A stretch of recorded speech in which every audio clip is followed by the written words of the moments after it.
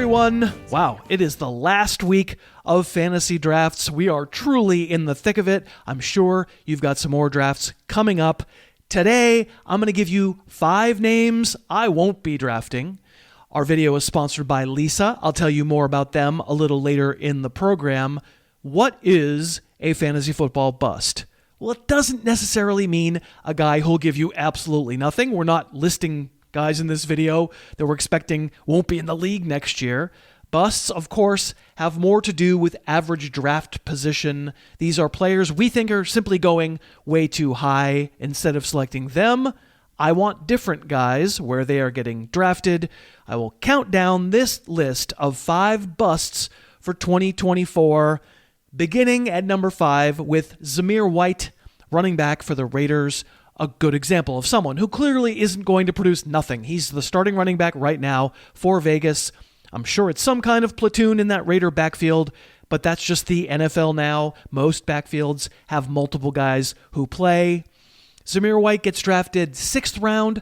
That's not outrageous, which is why he's number 5 on this list. I don't think you're losing your fantasy league if your 6th round pick doesn't work out, but there just are other players in this draft neighborhood I would vastly prefer over White. I think he's fine. He's a north-south runner, 215 pounds, pretty good contact balance. I think watching White's very limited NFL tape, I think he gets exactly what's blocked. Not much more. Anyone who gets aggressive drafting Samir White is adhering to the who else is there philosophy that led people in past years to draft Chase Edmonds and Myles Gaskin and Alex Collins. If you're quote-unquote drafting volume with an underwhelming player, that volume often gets taken away because there's always someone else. In White's neighborhood in the fantasy drafts this year, I can take Keenan Allen, Christian Kirk, Joe Burrow, Tank Dell, Javonte Williams. No thanks. I am passing on Samir White. My number 4 bust for 2024 goes higher than that. It's Anthony Richardson, Colts quarterback, being drafted as the QB6 in most boards. Not completely outrageous if people were waiting to take the number 6 quarterback, but the thing is that people get panicky in drafts and they start seeing QBs going off the board, and so Richardson gets drafted in the 5th round. Take Aaron Jones there, buddy. Take Zay Flowers. Don't take a quarterback who's played 3.5 career NFL games. Richardson surely has upside because he's got the cheat code. He's a big dude who runs really well and has the potential to score some short touchdowns running. But he also got the snot beaten out of him as a rookie. And if we're taking a quarterback that high, the cheat code is not enough. You also have to be able to throw. As a rookie, Richardson proved that, okay, eventually he can be a pro-level thrower. There are some nice moments on his limited tape, but also some moments that stunk. He's got a long way to go as a thrower. Now, he has, like I said, a lot of upside. He may produce some huge fantasy days. My worry is that there will be enough fallow rushing days that making him your 5th rounder is just too expensive. Wait for Joe Burrow. Wait a very long time for Tua Tagovailoa. I'm letting Anthony Richardson pass on by. I'll get back to the rest of the bust list in just a moment. First, let me thank Lisa for being a great sponsor for many years. If you've been putting off getting a new mattress but wake up stiff and sore or just don't sleep that well, it might be time for a new mattress. I sleep on a Lisa every single night. I sleep great. It's been my mattress at home for almost a decade, and I recommend Lisa to everyone who asks. Of course, not every mattress is perfect for every person, which is why Lisa gives you 100 nights to sleep on your new bed, more than 3 months. And if you don't love it after all that time, they will come pick it up. No questions asked. And the Lisa Labor Day sale is a big one. If you go to lisa.com/Harris, you'll get 30% off, plus a free sleep bundle, which includes 2 pillows and bed sheets. Even if it's not time for a new mattress, file the name away because they are a great sponsor. Lisa.com/Harris. I really do thank them for sponsoring this video. Okay, back to the busts. I don't want to do it to him, but Sam Laporta is my number 3 bust. And again, this doesn't mean I think Sam Laporta is going to produce no numbers. Of course he is. unless he gets injured. It's not like he's going to go do 250 yards for the season. I just do not like where Laporta is being drafted. That's in the 3rd round of fantasy drafts. As wonderful as his rookie season was, as much as he proved that he can play in the league right away for a really good Lions offense, Laporta got the dream run with really only him and Amon-Ra St. Brown serving as primary targets, and still Laporta didn't top 900 yards receiving. That's a very good, very competent season.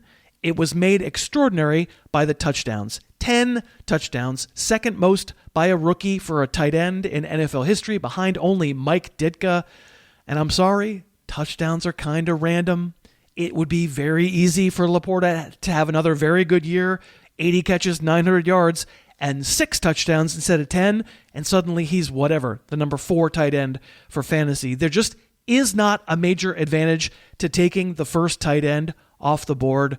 I'm taking shots at the scarce positions in the 3rd round, running back and wide receiver, and then we worry about tight end later. I like George Kittle in the 6th. I'll take that bet, but I'm not considering a tight end in the 3rd, especially not a guy who's done it exactly once. Okay, we are progressively getting higher on the draft board with these busts.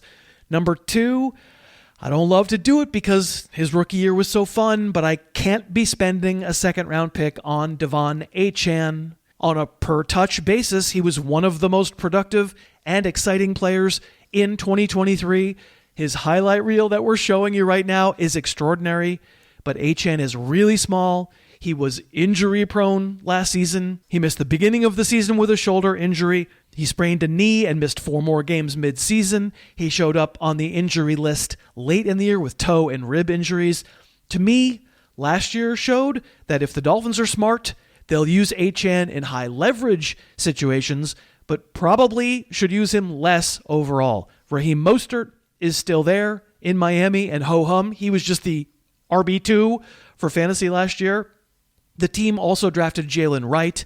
Like, Achane is a blast. If you told me I could get those week-winning plays later, like even 3rd round, I might be tempted, but you're telling me I have to pay a top 20 pick for an undersized running back whose injury likelihood goes dramatically up the more his team uses him? I understand I'm passing on upside. I just don't think I can stomach that kind of risk in the middle of the 2nd round. And finally, I sure do hate fun, don't I? My number 1 bust for 2024 goes even higher than that in drafts. Rookie Marvin Harrison. His ADP is 15th overall, and in some drafts, I see him go at the end of the 1st round. And I'm sorry, that's crazy.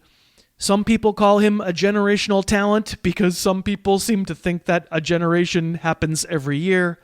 I had Matt Waldman on my podcast tell me he thinks that Harrison's a very good prospect, but he actually thinks Malik Neighbors is a better prospect in the same draft class. And I guess because people are playing the who else is their game with the Cardinals, Harrison's rookie fantasy draft stock has risen to the point where he could post 1,000 yards receiving and 8 touchdowns. That would be a wonderful way to start his career. That would make him a huge bust as a top 15 fantasy pick. To justify his draft neighborhood, Marv Jr. would need to do, 1,300 yards and 8 touchdowns? It is really hard for a rookie receiver to do those numbers, let alone a receiver catching passes from Kyler Murray, who has had DeAndre Hopkins on his team in the past and still has never had a wideout finish with those numbers. So, you're drafting Harrison at the absolute apex, at his highest possible ceiling, and if he doesn't reach that in his very first season, he was a blunder of a pick. His ceiling really isn't any higher than that. 1,300 yards and 8 touchdowns would be close to the greatest rookie wideout seasons ever. If you can't understand why it's bad game theory to assume a kid who's never played in the NFL will automatically be the best, and if he isn't, it's a bust, I don't know what to tell you. So there you have it. Those are my 5 busts for 2024. I will not be drafting them at their current prices, but what do you think? We would love to know. what you think and whether you think these guys are busts, or if you have other nominations, tell us down in the comments. Who are your busts you're definitely staying away from for 2024? I appreciate you watching. Thanks to Lisa for sponsoring. Be good in those drafts, and we'll see you next time. Thanks so much for watching. Please, please, please smash that like button.